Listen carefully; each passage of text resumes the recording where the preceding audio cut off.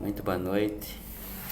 Nesse momento, nós vamos fazer uma oração a todos vocês. Você crê que Deus ele pode curar, libertar, transformar através da oração? A Bíblia diz que tudo é possível àquele que crê na palavra de Deus. Você crê? Então vamos clamar a Deus. Eu tenho certeza que Deus ele vai visitar a sua vida aí. Senhor Deus e Pai poderoso, Criador dos céus e da terra, eu creio em milagre, meu Pai. Visita essa vida, meu Pai, que está nos ouvindo nesse momento.